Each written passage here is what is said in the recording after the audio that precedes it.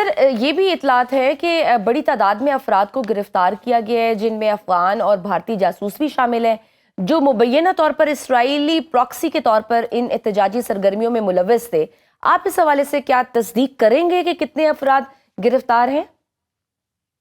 تقریباً 1000 کے قریب لوگ گرفتار ہو گئے ہیں۔ دیکھیں ظاہر ہے 40 سال سے اس ملک کے رجیم چینج کرنے کی امریکہ کی کوشش ہو رہی ہے۔ اب یہ جب جنگ کے بعد انہوں نے وار بھی کی، انہوں نے اپنے state of the art bombers بھی بھیجے وہاں پہ، پھر بھی رجیم چینج نہیں ہوا، تو کوشش یہ کر رہے ہیں لوگوں کی جو برحق اعتراض ہے اس کو اپنے حق میں تشدد اور فسادات کی شکل دے کے ایران کے اندر ایک ہراس اور ایک خوف کا ماحول پیدا کریں۔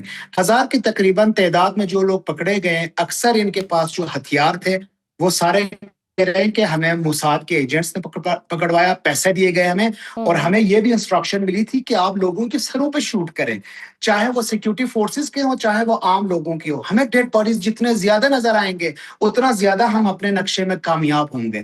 اور یہ جو پکڑے گئے ہیں ان کی مین نیٹ ورکس اور ان کی جو کور نیٹ ورکس ہیں وہ الحمدللہ پکڑے گئے ہیں، اور اس کے بعد مجھے لگتا ہے کہ till end of the week انشاءاللہ بہتری ہوگی۔ آپ کو پتہ ہے ایران میں پچھلے 4 دن سے انٹرنیشنل کالز بھی بند تھے، وہ انٹرنیٹ کے ساتھ ساتھ آج سے آپ کہیں سے بھی ایران کے اندر کال کر سکتے ہیں اور ایرانی بھی باہر کال کر سکتے ہیں۔ تو کل کی جو مظاہرے تھے اس کے بعد مجھے لگتا ہے کہ چیزیں آہستہ آہستہ بہت بہتری کی طرف جائے گی، بہتری کی طرف جا رہی ہے، لیکن ابھی جو دستیاب معلومات ہیں ان کے مطابق کئی مساجد اور ایمبولینسز اور دیگر سرکاری اور نجی املاک کو بھی نقصان پہنچایا گیا ہے۔ کیا آپ کے پاس اس نقصان کے کوئی حتمی یا مستند تعداد موجود ہے کہ اب تک مجموعی طور پر کتنا نقصان ہو چکا ہے؟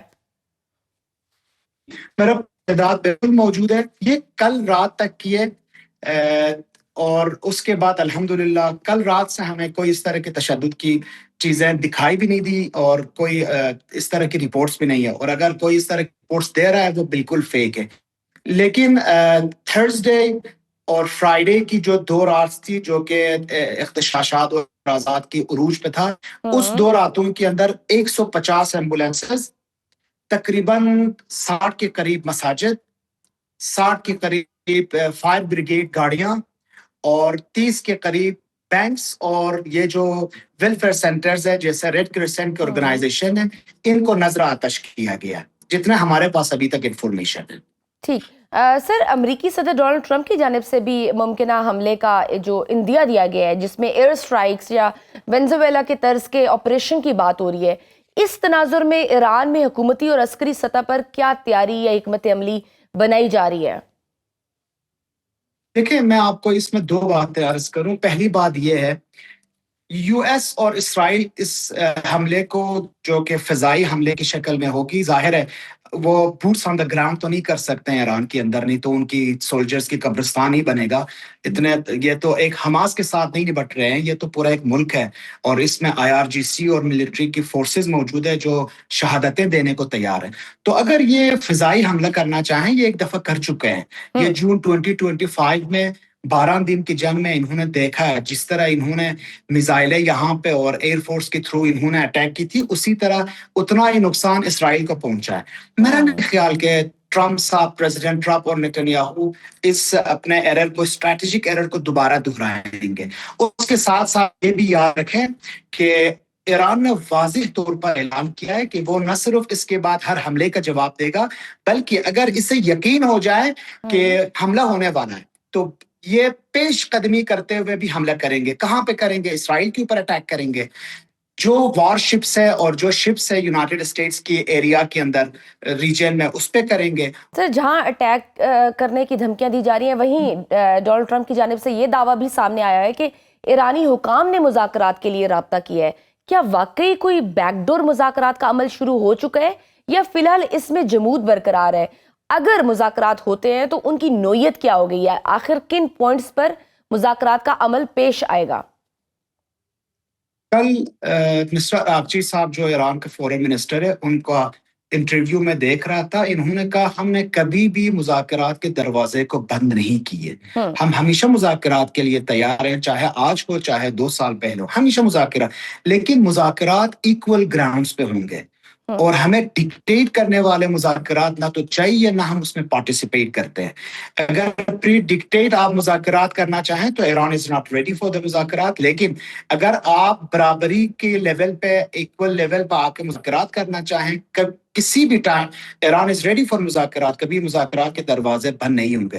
لیکن یہ یاد رکھیں ایران کبھی اپنے ملک کی سالمیت کے اوپر اپنے میزائل پاورز کے اوپر بھی کبھی مذاکرات نہیں کریں گے. لیکن ایران اگر یو ایس چاہتا ہے کہ وہ نیوکلیئر بم کے اوپر مذاکرات کریں. ایران پچھلے 20 سال سے یہی مذاکرات کرتے آ رہے ہیں. وہ تو ایک فتویٰ ہے ان کے پاس اور یہ مینڈیٹ ہے لوگوں کی کہ ہم بم نہیں بنائیں گے لیکن نیوکلیئر پاور اپنے فیسلٹیز کو اور اپنے سول جو انفراسٹرکچر ہے اس کو بہتر بنانے کے لیے بناتے ہیں. لیکن اگر اس کے اوپر بھی بات کرنا چاہیں government of Iran is ready. لیکن اگر یہ سالمیت کے اوپر رجیم چینج کے اوپر یا ان کی جو ڈیفنس سسٹم ہے اس کے اوپر مذاکرات کرنا چاہیں تو that is an absolutely no to the any kind of negotiations. Sir ساتھ میں چین کے ساتھ ساتھ روس کی جانب سے بھی امریکی دھمکیوں کی ہم دیکھ رہے ہیں کہ سخت مذمت کی گئی ہے، جبکہ پاکستان کے وزیر خارجہ نے بھی ایرانی ہم منصب سے ٹیلی فونک رابطہ کیا ہے. اگر کسی ممکنہ حملے کی صورتحال بنتی ہے تو کیا روس یا چین کی جانب سے کسی براہ راست عملی مدد کی یقین دہانی کرائی گئی ہے؟ دیکھیے میں ایرانی قوم کے بارے میں آپ کو بتاؤں، یہ کارپٹ ویورز قوم ہے. یہ بہت صبر سے کام لینے والی قوم ہے. ان کو نہ رشیا اور نہ چائنا کی ضرورت نہیں پڑے گی. اگر ان کے ساتھ واقعی جنگ اور جھڑپ سٹارٹ ہوتی ہے یہ خود آپ کو دکھائیں گے جیسے کہ 12 دن کی جنگ میں انہوں نے دکھایا. یہ ان کے پاس سیلف ڈیفense فورسز موجود ہیں. ان کی بیلسٹک میزائل ابھی تک ٹھیک سے چلے بھی نہیں ہیں اور یہ اپنے جتنے بھی دشمن ہیں، ظاہر ہے کہ United state is the super power in the terms of military power and military might. لیکن یہ یاد رکھیں ایران کو ختم کرنے کے لیے، ایران کی رجیم کو چینج کرنے کے لیے آپ فضائی، ہوائی اور اس طرح کی حملوں سے یہ نہیں کر سکتے. آپ کو بوٹس آن دا گراؤنڈ چاہیے.